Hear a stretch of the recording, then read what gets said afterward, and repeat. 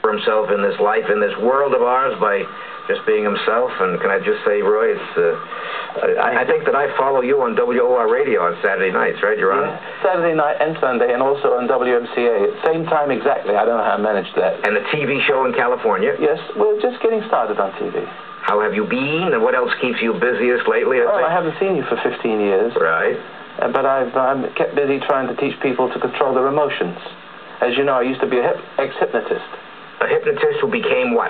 Well, basically, I'm a talk show host. Talk show host, right. And the purpose of the program is to help people to solve their problems. You know, most people watch talk show program. I know that you have a talk show program, but many of them don't say a whole lot. You listen to it and your life goes on the same as it was before. Right. I want to offer people something that will change their lives within the hour that they have to listen to me. Do most people like you? Are you what you might call controversial? Very controversial. You either like me or you'll hate me very much. Not much middle ground. There's no middle ground. First of all, you think I'm crazy. Right. And then you discover you're crazy. You know what I mean? I think part of Roy Master's philosophy, I think, and I listen to him all the time because I love this kind of a radio show and TV show that he does, is that nothing is impossible, that there is a solution usually for everything. There is, and you've got to stay calm. If you let environment, if your reactions to environment overwhelm you, like getting very angry and upset too easily, right, you've let the environment control you. You're the ripple in the pond, and somebody drops a stone in your life, and you're the waves. A ripple in a stream. You're just a ripple, and you don't want to be a ripple in a pond. Part of your goal, I think, and this is just based on what I've heard, is to awaken. Nobody sleeps when you're on the air, right? No, absolutely not. As I said, but not everybody is willing to wake up to face themselves. I think denial is one of the biggest problems of the human race. Denial. Elaborate on that word, would you? Well, we all have egos. Egos. Pride. And we like to think of ourselves in control of everything we survey. What can pride do bad? Can pride be a killer? Well, the state of pride is the fallen state of man. Right. And then the lower we fall, the prouder we are of it. You see, that's a strange... Everything that is glorified and everything we're proud of, we better take another look at. I want to tell the audience, I listen to this man, I look at him, but I listen to him more on the radio, and I hear people that are so despondent, so depressed, they're ready for you know what. To shoot themselves. That's right, and you snap them out of it. Yes, well, see, I would like to give everybody, through your auspices, Joe, a few clues to how they can deal with life better and become more successful. How about dealing with what is known as pressure? Coping with stress, that's the magic word, Yeah, right? now the stress is not stress at all. It's how you deal with it. Continue. In other words, I discovered something when I was a hypnotist. Yes. I discovered that most people in the world, and people laugh when I talk about it, because when I was a hypnotist, they used to say to me, "Oh, you're a hypnotist, are you? Or when are you going to put me to sleep?" And I'd say, "Well, when are you going to wake up?" Right. Because you're already asleep. Hypnosis is an altered state of consciousness, and we're not aware. When a person is hypnotized or reacts to stress, which is the same thing, he's not aware that he's being influenced.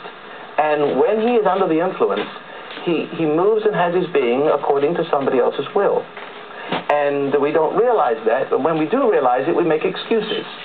You see, we deny that somebody else is controlling us other than us. That's our problem. You know that you cannot be labeled. About 3 minutes ago, I tried to organize some way of introducing. I like a flowery introduction. This man, you cannot be categorized. No, you can't.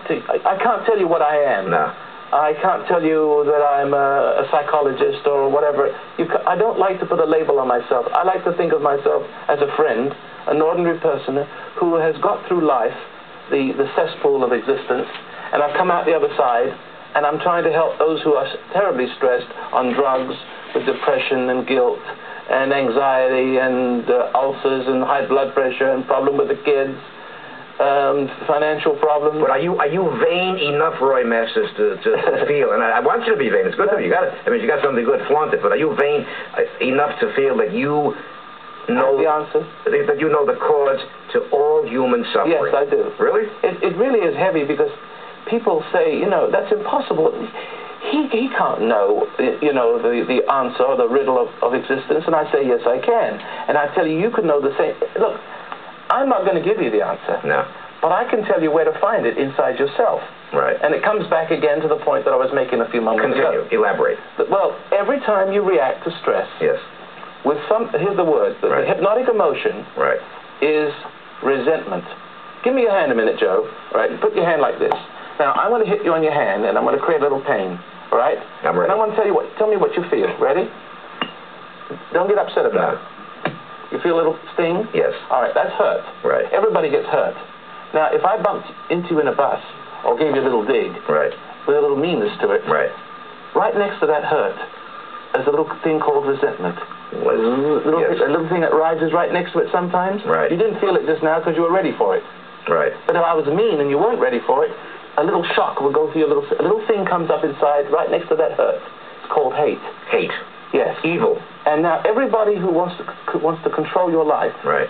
whether it's your mother, whether it's your father, whether it's an advertising company, whether anybody who has malevolent intent, either wittingly or unwittingly, sometimes you hurt people without realizing you're doing it. Yes. But everybody who wants to get advantage over you has to get that reaction first. So that every time you get resentful, your mind ceases to be your own and starts to become the other person's mind. And it goes on to create anxiety. You never live your own life after that. The more you react, the more you resent, the more you become addicted to functioning out of resentment. Until you can't function except somebody burned the toast or something goes wrong in your life. Roy, a lot of people are watching you right now, especially boys and girls and their mothers, and they're saying to themselves, here's a man speaks beautifully. You are articulate, you're glib, you're everything. And I feel very badly about something that I've been hearing on the radio and TV and on the editorials. People coming on, and maybe this is related to you, just because you are a bright and glib and verbal man. I'm talking about the illiteracy rate and the dropout rate, which is very, very scary to me. It is? 50% dropout, I just heard on the radio. You want to know the cause of it? I want to know if education is keeping up with changing needs and changing times and changing requirements. Okay, now since you brought the subject up... To me, that's a very severe issue. All right, now, you heard me lay a foundation a little bit to every problem in the world is caused by resentment and reacting to stress with anger. Right. So that you never be yourself and you can't grow as you were designed to grow from the day you were born. You grow according to the will of society, your parents, your church, even your school. Right. Now we come to you. So here we are. We're on the TV talking, and you're the talk show, and you're asking me host and asking me a question. Right. Now I'll relate that principle that I just told you a few moments ago about anger and hypnosis. Those who don't love you pressure you. The school system pressures. Wherever the teachers are pressured themselves, and they turn around and pressure the children. The parents pressure the children. Now, when you pressure the children become resentful. That's a chain reaction, practically. A chain reaction. And the escape hatch is... Well, it's worse. Listen, look at the psychology of it. Yes. When children react to pressure, they know their parents don't love them. Right. When they know their parents don't love them, they hate. They begin to lose their identity and take on the identity of their parents, and they take on the purpose, the will of the teacher or the system. Some kids conform and become apple polishers without any character, but even so, they're not themselves, and even though they become well-educated and successful, they're still on coke and drugs on the top. The further they get to the top, the further they get away from who they were before they were pressured. Pressure changes your identity. Mr. Masters, I want to ask you now, in understanding those emotions, is it possible that one step beyond hate could be violence? Yes, well, hate is either suppressed and it makes you psychotic and submissive. Right. And if you express it, you become violent and you destroy those who are destroying you. It's the same thing with the children who either learn very well, they lose their identity and become apple polishers, but they still have conflict and still are going to psychiatrists. They still don't know how to be mothers and fathers when they grow up, except to pressure their own children when they grow up. What does that mean, Roy, to be an apple polisher? Well, it means to conform. Right. Conform with no character. Right. And a conflict about the fact that they are phony and no character. But look at all the rebels in our society. And this is the one thing we're afraid to look at. The rebels in our society, our jails are full, our reform schools are full, our mental hospitals are full. The illiteracy rate is what you said it was. It's disgraceful. It is. It's scary. And the reason for it is because some kids rebel and become educated, but they become educated dummies.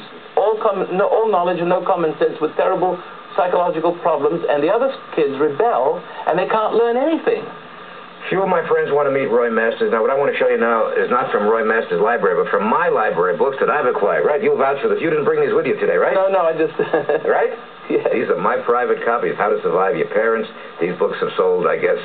quite a few thousand. Unprecedented numbers all over the world, and I can only say that he's a good man. Few of my friends want to meet Roy Masters and Adam and Eve Syndrome. I've written 5 more books. 5 more books. I want to do what's known as a brief intermission. I want to give Roy a couple of treats in the form of some music and some good friends. Lee Frank, who's a very hot young comedy star. He teaches comedy, he's going to tell us. And, of course, the big thing, this is the era of the talk show. You said the word talk show. There's about 80 new talk shows on the drawing board. And most people don't say anything. Well, I don't know.